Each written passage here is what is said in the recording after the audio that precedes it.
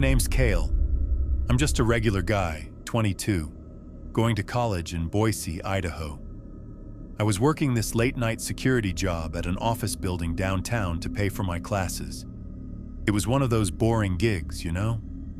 Sitting at a desk, watching cameras, sipping cheap gas station coffee that burned my tongue every time. The building was old, like 1970s old, with creaky pipes and this weird smell in the lobby, kind of like damp carpet. I'd been there a few months, and nothing ever happened.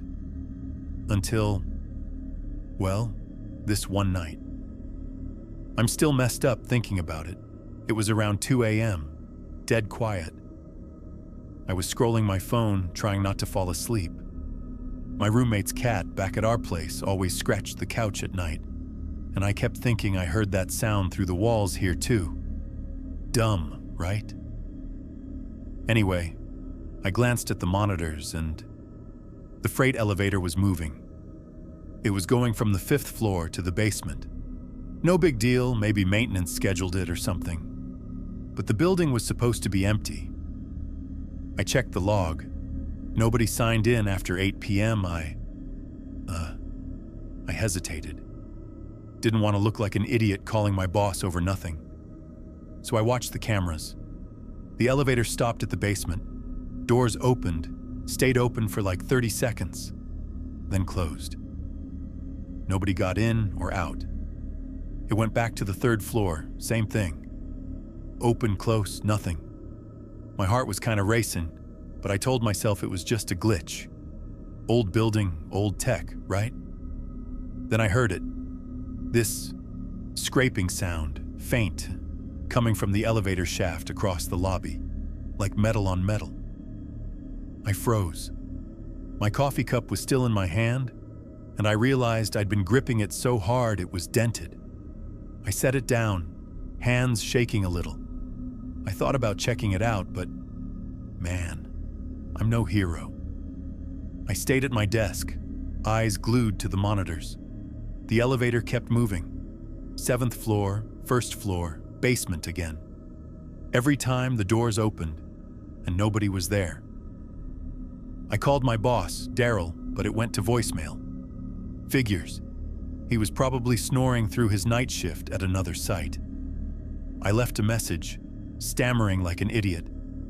Daryl, the elevator's acting weird. Can you call me back? I felt dumb, but that scraping sound wouldn't stop.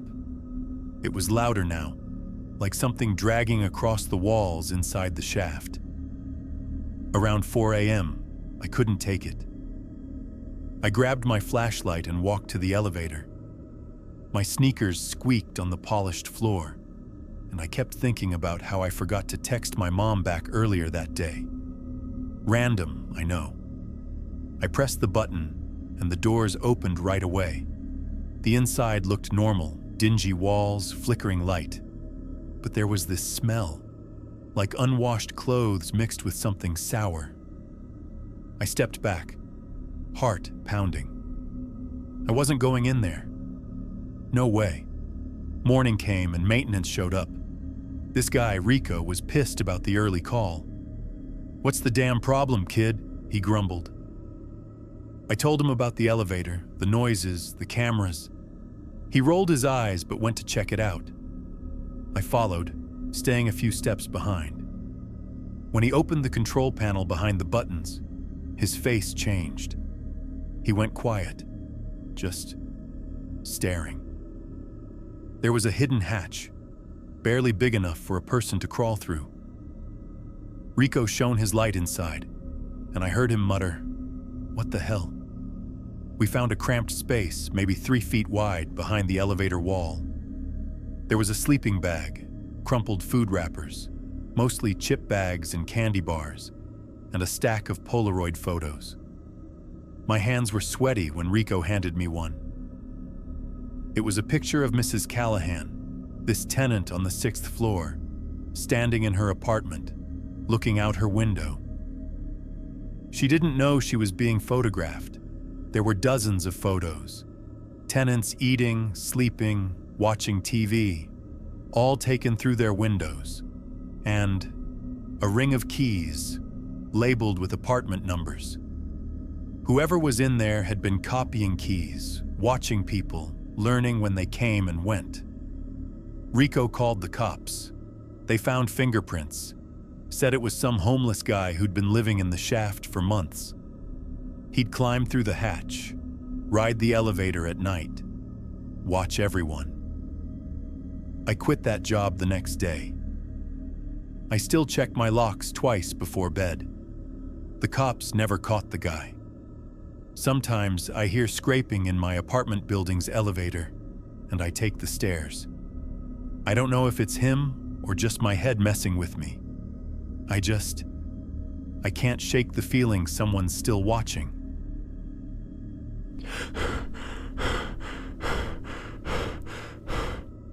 This happened to me about 2 years ago in Phoenix. I was doing delivery work for this app. You know, the kind where you pick up food and drop it off. Anyway, I had this order to deliver to some apartment complex downtown.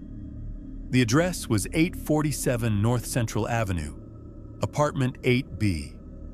I remember that day because my girlfriend Zara had been texting me all morning about her sister's wedding dress fitting. She kept sending pictures and asking what I thought. I was trying to focus on work, but kept getting distracted by her messages. So I pull up to this building around 6 p.m. It looked pretty normal, you know? Tall apartment complex, maybe 20 floors, lots of windows. I grabbed the food bags and headed inside. The lobby was clean, but empty. Nobody at the front desk or anything. I walked to the elevator and pressed the up button. When it opened, I stepped inside and looked at the buttons. Here's where it gets weird. The buttons only went up to 15. But I'm pretty sure I counted way more floors from outside. Maybe I miscounted. I don't know. I was tired. I pressed 8 for the 8th floor. The elevator started going up normal at first. Floor 2, floor 3, you know how it goes. But then something felt wrong. It kept going up past floor 8, past floor 10, past 15. The numbers on the display started flickering and then just showed dashes. Finally, it stopped and the doors opened. I stepped out and immediately knew something wasn't right. The hallway looked completely different. The carpet was this ugly brown color with stains everywhere.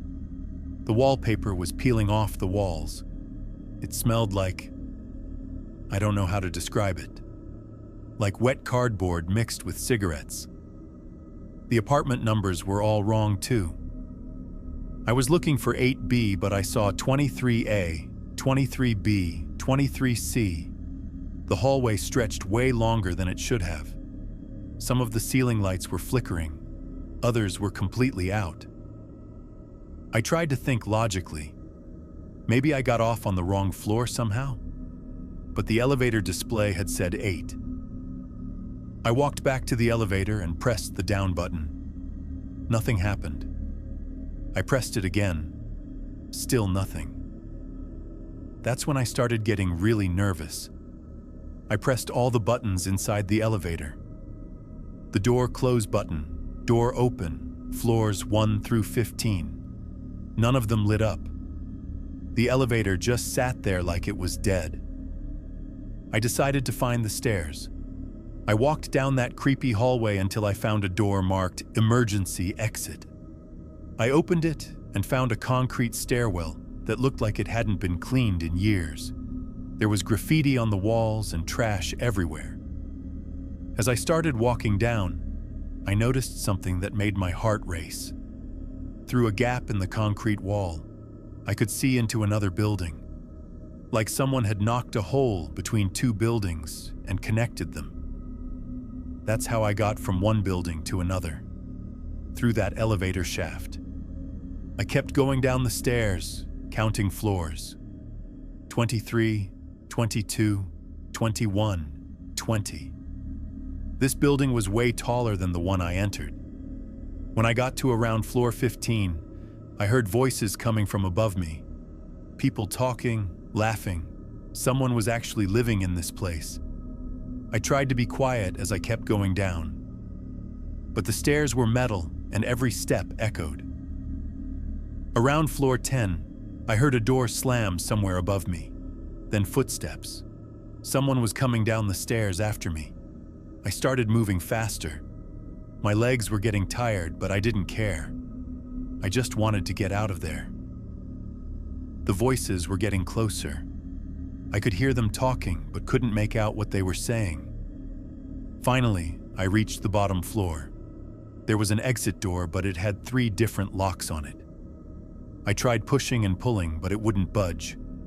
Fuck, I was trapped. The footsteps were getting really close now. I looked around and saw another door marked basement. I had no choice. I opened it and ran inside. The basement was pitch black.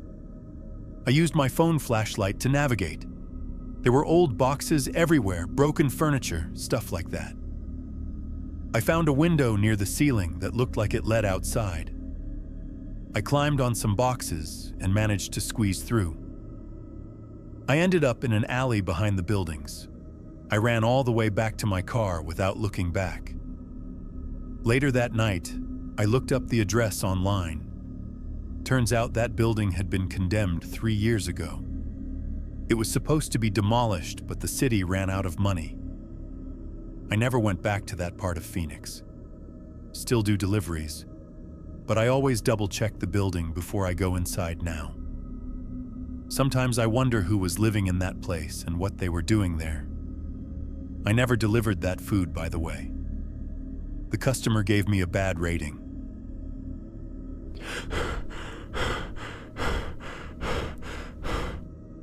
My name is Dante, and I used to work nights cleaning office buildings in Phoenix.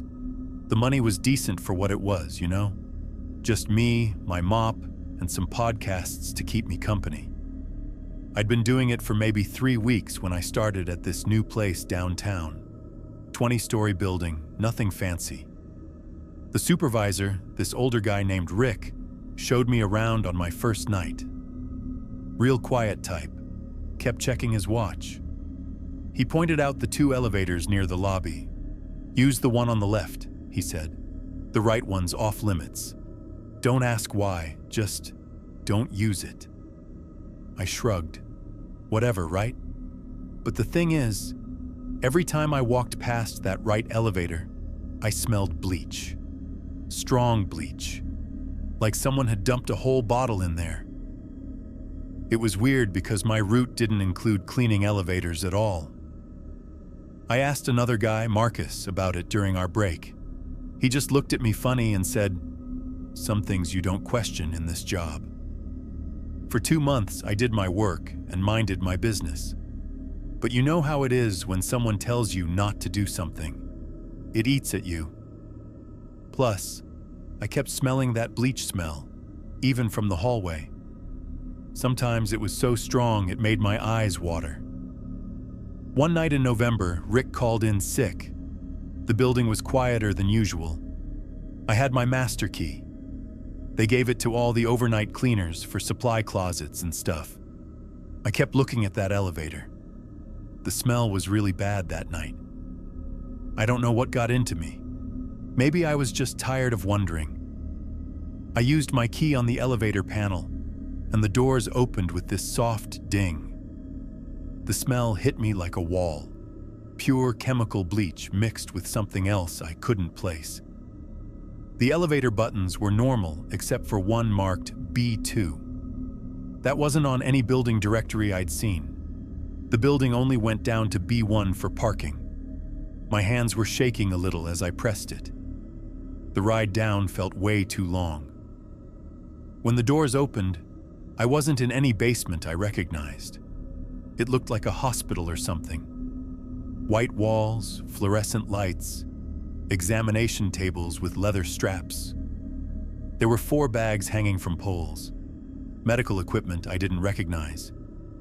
Everything was clean, but used. Recent. I found a desk with paperwork scattered on it. Patient forms, but not normal ones. Names that sounded foreign, addresses that didn't exist. Payment methods listed as cash only and no insurance verification required. One form had a date from last week. My stomach dropped when I read the procedures listed. Organ removals, kidney extractions, shit that shouldn't be happening in some random office building basement. That's when I heard the footsteps on the stairs. Heavy boots, multiple people. My heart started pounding so hard I thought it might explode. I ran back to the elevator and pressed the up button, but nothing happened. The display just showed B2 and wouldn't change. The footsteps were getting closer. I could hear voices now, low and urgent. I looked around frantically and saw a service tunnel behind one of the examination tables. It was narrow and dark, but I squeezed through. I crawled through that tunnel for what felt like hours until I found a maintenance ladder that led up to the street. I never went back to that job. Didn't even collect my last paycheck. But here's the thing, they know I was there. For the past 3 weeks, I've seen the same white van parked outside my apartment. Different spots, but always there. Yesterday, I got a phone call. Nobody spoke, just breathing, then they hung up. I moved to Tucson last week, staying with my cousin. Thought I'd be safe. But this morning, I saw that same white van at the gas station across from his house.